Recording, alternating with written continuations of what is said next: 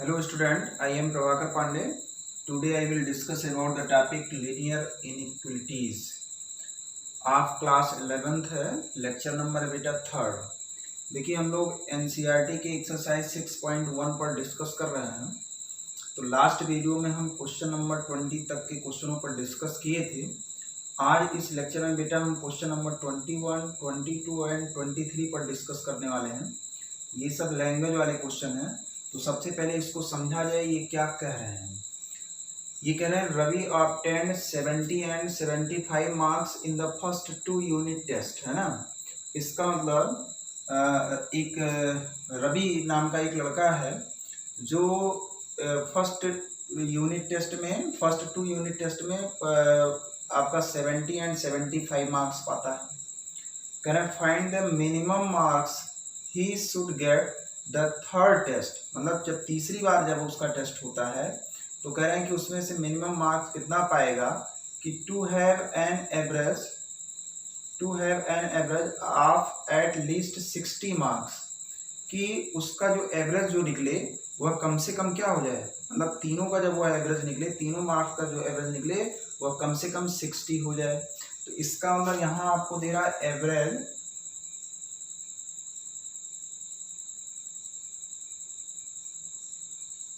Average mark को किससे compare करवा रहा है, 60 से।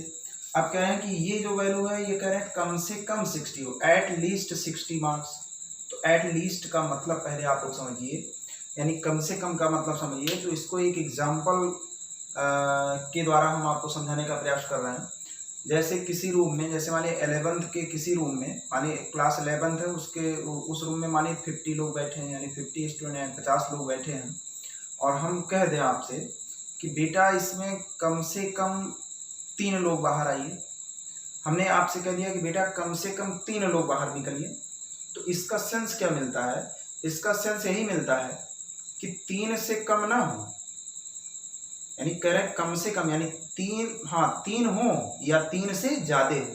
भाई कोई कह दे कि कम से कम 3 लोग आइए, तो इसका मतलब कम से कम 3 का मतलब इसका मतलब 3 से कम ना होने पावे, बल्कि 3 या 3 से ज्यादा हो जाए, कोई दिक्कत नहीं है। मानिए 3 लोग निकल आते हैं तो उसमें उस ग्रुप में कम से कम 3 लोग तो हैं बेटा। मानिए 4 लोग बाहर निकल आते हैं तब भी उस चारों में कम से कम 3 लोग तो हैं उसमें मौजूद। यानी कोई कहे कम से कम इतने लोग निकलिए, यानी कम से कम 3 लोगों का मतलब क्या हुआ, 3 या 3 से ज्यादा। तो कह दिया जाए, ये कह दें कि एवरेज जो मार्क्स जो इनका है, कह रहे कम से कम 60 होना चाहिए। मतलब जो ये एवरेज मार्क है ये कह रहे हैं कम से कम 60 होना चाहिए। तो इसका मतलब यह मार्क 60 के बराबर हो, इक्वल हो, या 60 से ज्यादा हो, यानी 60 से कम नहीं होना चाहिए। तो वही आपसे कहा जा रहा है, कह रहे हैं N average of at least, कह रहे हैं 60 मार्क्स। अब जरा बताइए आप एवरेज कैसे निकालते हो।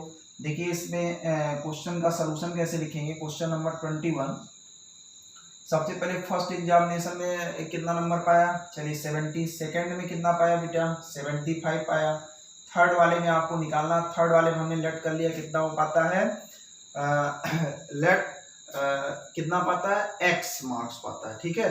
अब इसका अगर हम एवरेज निकालें तो इसका एवरेज कितना हो जाएगा, 70 + 75 + x डिवाइडिंग बाई कितना, 3। भाई एवरेज निकालने का तरीका यही तो होता है, जितने लोग हैं उतना डिवाइडिंग बाई उतने का टोटल सम डिवाइडिंग बाई जितने लोग हैं उसी से आप डिवाइड कर दिए, यानी जितने नंबर हैं। तो 1 2 3 है तो 3 से हमने डिवाइड कर दिया। ये कह रहे हैं ग्रेटर आर इक्वल देन कितना, 60। ग्रेटर आर इक्वल देन 60 का केस आपको समझ में आया होगा। अब आप इसी को सिंप्लीफाई कर दीजिए। तो सिंप्लीफाई का मतलब कितना हुआ, ये आपका हो जाएगा 5 और ये आपका 14 प्लस कितना, x is greater or equal than 60 into 3 को हमने उधर ट्रांसफर कर दिया। तो ये आपका x is greater or equal than, ये आपका 180 माइनस 145, यानी x is greater or equal than, आप इसमें से घटा दीजिए, ये आपका 5 हुआ, ये आपका 7 में से 4 गया, कितना बचा 3, और बाकी इतना। इसका मतलब x की value greater or equal than 35। इसका मतलब जो थर्ड एग्जामिनेशन हो रहा है, थर्ड एग्जाम में उस स्टूडेंट का यानी रवि का जो मार्क होना चाहिए 35 या 35 से अब होना चाहिए, तभी वह उसका एवरेज एटलीस्ट कितना होगा, 60 होगा। ओके बेटा, बात समझ में आई होगी। तो ये आपका क्वेश्चन नंबर 21 रहा। चलिए नेक्स्ट क्वेश्चन की तरफ आगे बढ़ते हैं। क्वेश्चन नंबर 22 सेम इसी तरीके से 22 भी है। चलिए भाई इसको पढ़ते हैं और लगाते हैं। हाँ, यहाँ बाकायदे लिखना पड़ेगा let the Ravi obtained in third test x marks, ऐसे आप इसको लिखेंगे, तब उसके बाद इसके बाद शुरू करेंगे, है ना। थोड़ा सा लैंग्वेज भी लिखते रहेंगे।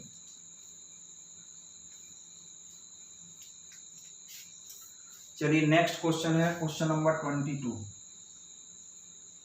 ये भी सेम वही क्वेश्चन है। ये कह रहे हैं to receive grade capital A in a course, कह रहे हैं कि किसी एक कोर्स में ग्रेड ए आप प्राप्त करते हो, है ना। One must obtain and average of 90 marks. जब आपको 90 मार्क्स का जब आपको एवरेज मिलता है, मतलब टोटल एग्जामिनेशन के दौरान, मतलब जितने भी पेपर आपने दिए, अगर उसका एवरेज मार्क आपका 90 मिलता है, तब आपको ग्रेड ए की प्राप्ति होती है। ओके बेटा, फिर उसके बाद यानी मार्क्स आर मोर देन, है ना, यानी 90 जो मार्क्स है, यानी कम से कम जब आप 90 पाओगे तभी आपको ग्रेड ए मिलेगा। तो फिर उसके बाद कह रहे हैं फिर उसके मोर देन इन 5 एग्जामिनेशन, है ना, यानी 5 एग्जामिनेशन करवा रहे हैं। कह रहे हैं ईच आर मार्क्स 100, मतलब 100 का टोटल उसका जो है 100 मार्क्स है ना, तो उसका पूर्णांक है वो 100 है। कह रहे हैं if Sunita marks in the first 4 examination, Sunita का फर्स्ट 4 एग्जामिनेशन है, प्रथम में कितना है 87, सेकंड में कितना मार्क्स पाती है 92, थर्ड में 94 एंड फोर्थ में आपका 95 है।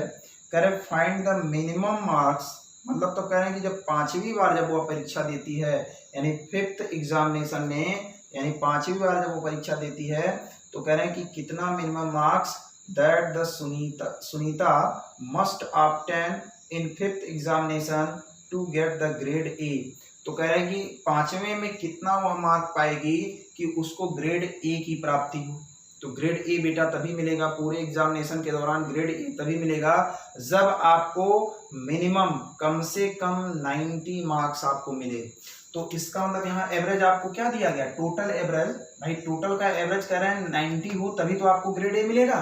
तो इसका मतलब यहाँ लिखेंगे एवरेज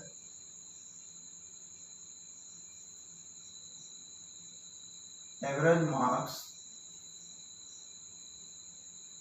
कह रहे हैं एवरेज मार्क्स की वैल्यू कह रहे हैं कम से कम 90, ये कम से कम 90 यानी 90, इसका मतलब 90 से क्या 90 या 90 से ज्यादा हो। कम से कम का मतलब क्या हुआ, मतलब ये वैल्यू कम से कम का मतलब ये देखिए पिछले क्वेश्चन में आपको समझाया है। तो इसका मतलब ये जो एवरेज जो मार्क्स है वो आपका 90 या 90 से क्या होना चाहिए बेटा, ज्यादा होना चाहिए।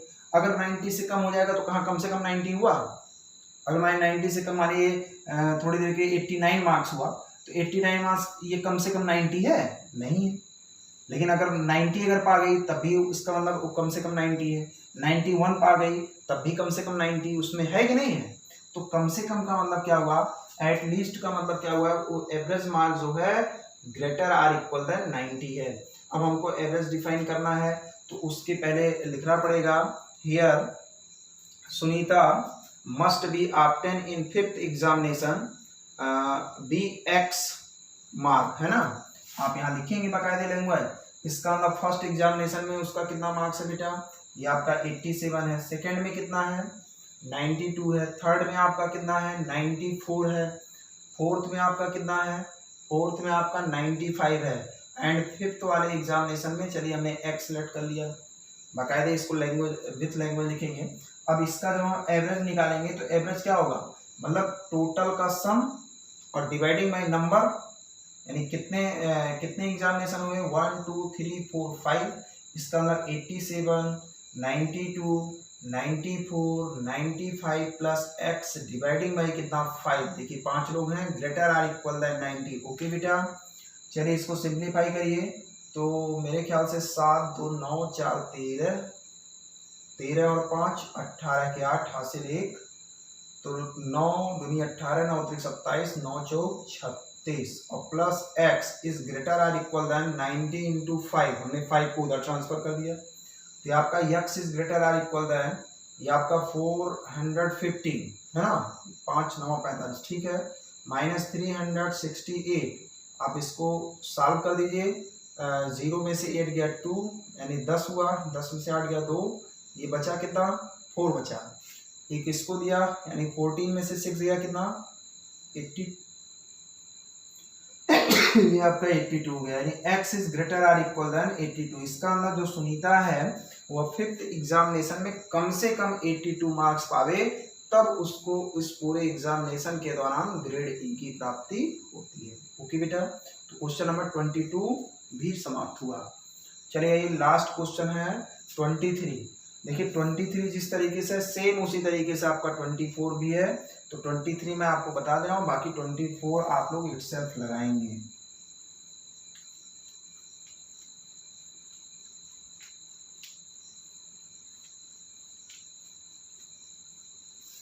चलिए 23 क्या है भाई, 23 है correct, find all pairs of consecutive odd positive integers. ये कह रहे हैं कि आप कह रहे हैं कि कंसेक्यूटिव पॉजिटिव इंटीजर का मतलब कि दो लगातार विषम धनात्मक संख्या प्राप्त करिए, धनात्मक संख्या का जो पेयर यानी जोड़ा प्राप्त करिए, करें both of which are smaller than 10। करें कि जो दोनों जो संख्याएं हैं जो पॉजिटिव इंटीजर यानी पॉजिटिव जो आपके जो विषम धन पूर्णांक हैं, कह रहे हैं कि वो दोनों वैल्यू कह रहे हैं कि स्मॉलर देन 10, कह रहे हैं वो दोनों वैल्यू आपकी 10 से कम होनी चाहिए, such that their some is more than 11, और कह रहे हैं कि उसका जो टोटल सम होना चाहिए उन दोनों संख्याओं का, वो कह रहे हैं कि मोर देन 11, मतलब 11 से ज्यादा होना चाहिए। तो इसका मतलब आप यही मानेंगे लेट द टू कितने मानने हैं 2 ना, let the two odd positive integer be x and x plus 2। आप जानते हो आड नंबर अगर माना जाता है, दो लगातार मान लीजिए आपको विषम संख्या माननी है, दो लगातार आपको विषम संख्या माननी है, तो एक आप x मानते हो, क्योंकि विषम संख्याओं में जो डिफरेंस होता है 2 का डिफरेंस होता है, तो एक को आप x कहोगे तो दूसरे को आप x प्लस 2 कहोगे। तो अब देखिए इनकी शर्त क्या है, इनकी देखिए दो शर्त है। एक शर्त ये है, कह रहे हैं बोथ आर, कह रहे हैं ये दोनों जो संख्याएं हैं ये कह रहे हैं कि स्मॉलर देन मतलब 10 से ये छोटी है ना, यानी 10 से आपकी दोनों छोटी हैं। तो आइए यहाँ लिखेंगे अकॉर्डिंग टू फर्स्ट कंडीशन, करें बोथ, इसका मतलब x यहां लिख दें बोथ आर लेस, है ना, बोथ आर लेस देन या स्मॉलर देन, दोनों सेम है 10। इसका मतलब दैट इज x भी लेस देन 10 है बेटा, एंड इसी के साथ x plus 2 is less than कितना 10। यही कह रहे हैं, कह रहे कि जो दोनों संख्याएं आपने मानी है दोनों विषम संख्याएं, कह रहे दोनों विषम संख्याएं स्ट्रिक्टली आपको कहा जा रहा है, कह रहे दोनों संख्याएं 10 से छोटी हैं। आप इसको थोड़ा सिंप्लीफाई करिए, x is less than 10 and x is less than 10 minus 2, इसका मतलब x is less than 10 and x is less than, ये देखिए 8 हो गया। अब देखिए यहाँ से दो रिजल्ट आए, ये कह रहे हैं x की वैल्यू 10 से छोटी हो, ये कह रहे हैं x की वैल्यू 8 से छोटी हो। तो अगर कोई कह दे कि x का ऐसा मान बताइए, इन दोनों का मुझे कंबाइंड सॉल्यूशन निकालना है, यानी x की value less than 10 and x की वैल्यू लेस देन 8, तो इसका मतलब कोई भी नंबर 10 से छोटा और वही नंबर 8 से छोटा, तो इसका मतलब अगर इन दोनों का कंबाइंड सॉल्यूशन लिखा जाए तो x is also less than 8 होगा कि नहीं होगा। चलिए इस बात से अगर नहीं भाई, अगर मैं लिख दूं x इज लेस देन 8, तो x इज लेस देन 8 इस बात को भी मान रहा है भाई, जो संख्या 8 से कम होगी वो क्या 10 से नहीं कम होगी बेटा। जैसे मान लीजिए x की वैल्यू 8 से कम है, तो x की वैल्यू ये x 8 से कम है, तो इसका मतलब वह x आपका ऑलरेडी 10 से कम होगा नहीं होगा, जो संख्याएं 8 से कम होंगी वो वो 10 से कम नहीं होंगे। और ये देखिए ये आपका कह ही रहा कि यक्स इज लेस देन 8, तो इसका मतलब यक्स इज लेस देन 8 इन दोनों को सेटिस्फाई कर रहा है, तो इन दोनों का solution directly x is less than 8 हुआ। नहीं बात समझ में आई तो नंबर आप लाइन पर जरा समझ के देख लीजिए, ये आपका 0 है। चलिए सपोज दैट ये आपका 8 हो गया, ये आपका 10 हो गया थोड़ी देर के लिए। चलिए ये कह रहे हैं कि यक्स इज लेस देन 10, तो इसका मतलब 10 को छोड़े ये इससे क्या लेस है, ये आपका क्या है, ये आपका यक्स इज लेस देन कितना 10। अब ये कह रहे हैं कि यक्स इज लेस देन 8, ये कह रहे हैं यक्स इज कितना, ये आपका है, इसको हम कहेंगे यक्स इज लेस देन 8। अब बताइए इन दोनों का कंबाइंड सोल्यूशन यहीं से मिला। कंबाइंड सोल्यूशन का मतलब देखो ये देखिए यहीं से डबल हो रहा है, देखिए यहीं से तो डबल आपकी तीर जा रही है। इसका मतलब यक्स इज लेस देन जो 8 होगा वो already x is less than कितना होगा 10 होगा, तो इसका कंबाइंड सोल्यूशन यही तो हुआ। तो इन दोनों का कंबाइंड सोल्यूशन क्या हुआ, x is also less than 8, यानी यक्स जो यक्स 8 से कम होगा वो ऑलरेडी आपका 10 से कम होगा। तो इसका मतलब x is less than 8 and x is less than 8 का जो सोल्यूशन होगा कंबाइंड वो यक्स इज लेस देन कितना होगा 8 होगा। चलिए इस बात से तो आप लोग सहमत होंगे। चलिए आगे बढ़ा जाए और कह रहे हैं there some is more than 11 according to second condition,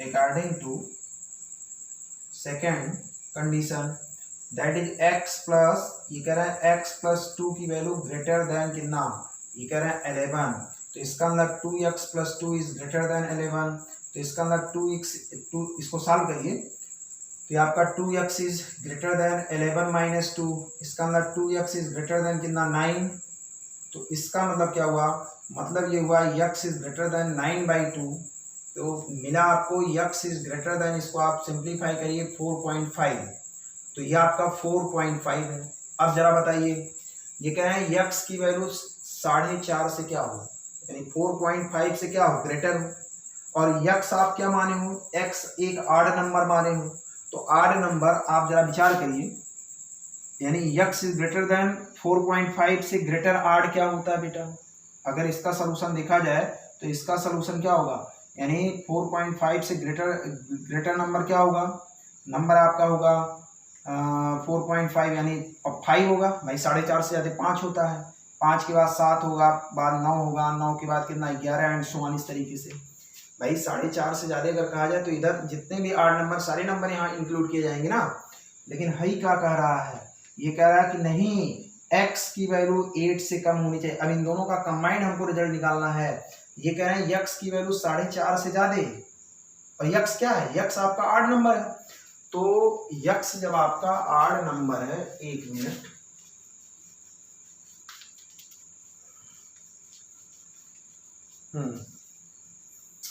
देखिए इधर एक तो आपका कह रहा है here x is less than 8 and दूसरा का क्या कह रहा है, ये कह रहा है नहीं x की value greater than 4.5 which implies that, अब इन दोनों का कंबाइंड सोल्यूशन हमको निकालना है। ये कह रहे हैं 4.5 से ज्यादा, ये कह रहे हैं 4 से ज्यादा, तो 4 से ज्यादा, तो 4 से ज्यादा कितना, वो भी जो ऑड नंबर यानी विषम संख्या कितना 5, फिर उसके बाद 7, और ये कह रहा नहीं x की वैल्यू 8 से ज्यादा ना होने, 8 से कम है, ये कह रहे हैं 8 से कम, और ये कह रहे हैं 4.5, तो 4.5 से ज्यादा मैं लिख रहा हूँ, और फिर ये कह रहा नहीं x की वैल्यू 8 से कम हो, तो अगर मैं यहाँ 9 ले लूँ, 4.5 से ज्यादा 9 तो है, 11 है, सब है, लेकिन अगर मैं यहाँ 9 ले लूँ तो क्या 9 वाली वैल्यू ये आपकी 8 से कम है, इन दोनों को सेटिस्फाई करने वाला हमको सोल्यूशन चाहिए, तो इसका मतलब 9 यहाँ से हट जाएगा, यानी 9 इधर वाले जितने भी डिजिट होंगे ऑड नंबर सब हट जाएंगे, तो यक्स का फाइनली सोल्यूशन क्या निकला, इन दोनों का कंबाइंड रूट दैट इज 5,7। इस बात से आप लोग सहमत हैं कि नहीं सहमत हैं तो ऐसे नंबर आप लाइन पर ऐसे देख लीजिए, ये आपका चलिए थोड़ी 0 हो गया, ये आपका कितना 4.5 है, ये आपका चलिए ये आपका 8 है। अब ये कह रहा है कि यक्स की वैल्यू क्या हो, यक्स की वैल्यू इससे ज्यादा हो, और ये कह रहे हैं कि यक्स की वैल्यू 8 से क्या हो, 8 से कह रहे हैं कम, तो 8 से कम, इसका अंदर जो इसका सोल्यूशन मिलेगा, देखिए डबल लाइन डबल क्रॉस यही तो हो रहा है यहाँ से यहाँ तक, तो इसका जो सोल्यूशन मिलेगा यहाँ से लेकर यहाँ तक के बीच में मिलेगा, तो इसका अंदर अब यहाँ से यहाँ तक के बीच में आप 8 नंबर देख लीजिए, तो 4.5 के बाद कितना होता है 5, 6 तो हमको लेना नहीं है, 7, फिर उसके बाद ये आपका चलिए 7 है, तो इन दोनों के बीच में बताइए आड नंबर कौन कौन है, 5 एंड 7। तो यक्स की वैल्यू कितनी हो गई, 5 एंड 7। लेकिन हमको क्या लिखना है, हमको उसका पेयर लिखना है, यानी find all pair of conjugative odd number. चलिए पेयर लिख दीजिए, हेंस क्या लिखना है, find the pairs of conjugative positive, it's pair, hence ऐसे लिखिए, हेंस पेयर्स ऑफ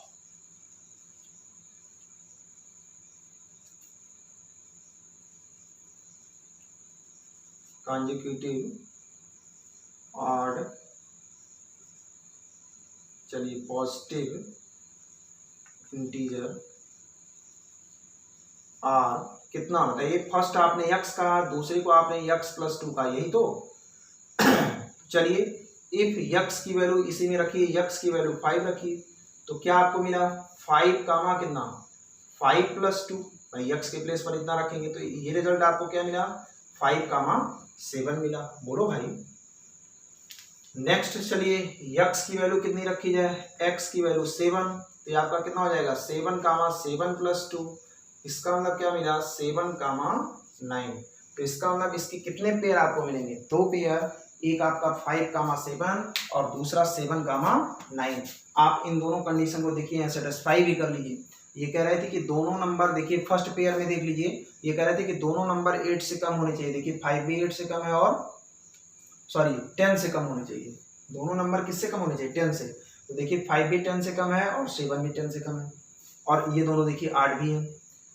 चलिए फिर उसके बाद क्या लेते हैं, उसका टोटल सम 11 से क्या होना चाहिए ज़्यादा, तो देखिए 7 5 12 11 से आपका ज़्यादा है। सेकंड वाले में भी सेटिस्फाई कर दिए, देखिए 7 का मान हो, देखिए दोनों पेयर्स आपके 10 से देखिए कम है, तो ये आपके देखिए 10 से कम हो गए, और इन दोनों का टोटल सम कर रहे हैं 11 से ज़्यादा, देखिए 11 से ज़्यादा भी हो, है ना। तो इस तरीके से आपका नेक्स्ट क्वेश्चन एक और है, तो आप उस पर डिस्कस करिएगा और उसको लगाने का प्रयास करिएगा, और अगर नहीं लगता है तो आप लोग हमको कमेंट के माध्यम से बताइएगा, फिर से हम आपकी समस्या का समाधान करने का प्रयास करते हैं। ओके।